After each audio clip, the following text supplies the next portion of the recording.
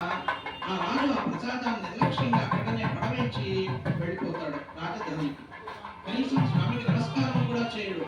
ఆ విధంగా రాజగర్వం వల్ల ప్రవర్తించడం వలన అతని యొక్క నూరుగురు కుమారులను నశింపజేయడం కాకుండా రాజ్యమును కూడా కోల్పోయినటువంటి వాడి భగవద్ ఆగ్రహం వలన మరణ అడవుల పాలయ్యాడు.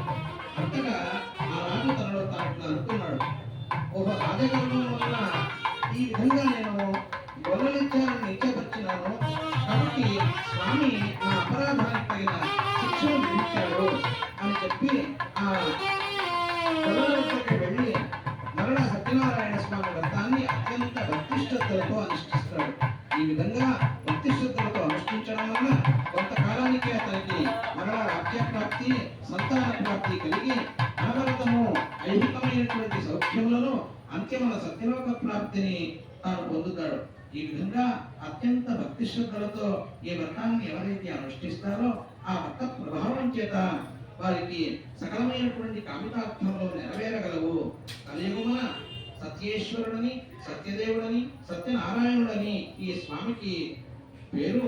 సత్యమైనటువంటి వ్రతంగా, కల్పోక్తమైనటువంటి వ్రతంగా, ఈ యుగానికి వరప్రసాది అయినటువంటి వ్రతంగా ఈ వ్రతం వెలుగొందగలదు అని సూత మహర్షి శౌనకాది మహర్షులకు నారద మహావిష్ణు సంవాద రూపమైనటువంటి సత్యనారాయణ వ్రతాన్ని 5 భాగములుగా విభజించి ఉపదేశించి, ఈ వ్రతాన్ని చేయడానికి శక్తి లేకపోతే ఎవరైనా వ్రతం చేయించినప్పుడు చూచినను చివరి వరకు భక్తి శ్రద్ధలతో కథలను ఆలకించను, ఆ స్వామివారి ప్రసాదాన్ని స్వీకరించను, ఆ వ్రత ప్రభావం పొందగలరు అని మంగళాచరణంతో మంగళ శ్లోకంతో ముగిస్తాడు ఆ యొక్క సూత మహర్షి శౌనకాది మహర్షులు స్కాంద పురాణంలో.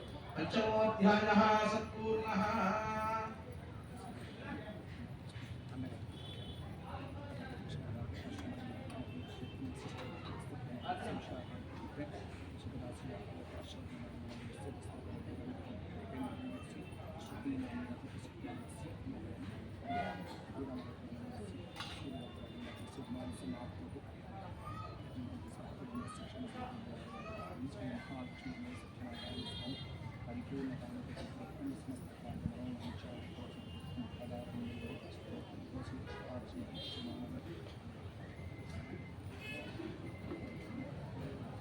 వాద్యం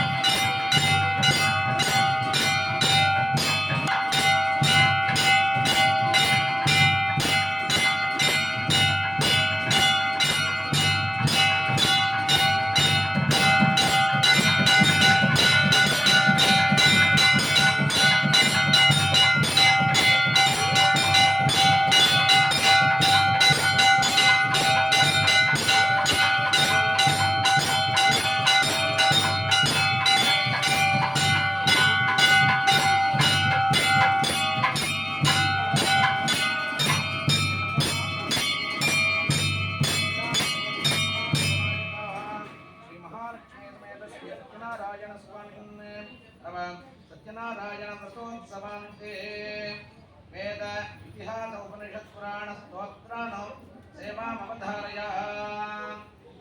तेषां प्रथमतः प्राक्द्वारे ऋग्वेदसेवामवधारय ॐ अग्निमीले पुरोहितं यज्ञस्य देवमृत्विजं होतारं दत्मधातामम् ॐ अतो देवावन्तु नो यतो विष्णुर्विचक्रमे पृथिव्यास्तप्तधामभिः इदं विष्णुर्विचक्रमे त्रेधान्दाते पदं समोऽह्लमस्य पां सुरे पदा विचक्रमे विष्णुर्गोपादाभ्यः अतो धर्माणि धारयन् विष्णोत्कर्माणि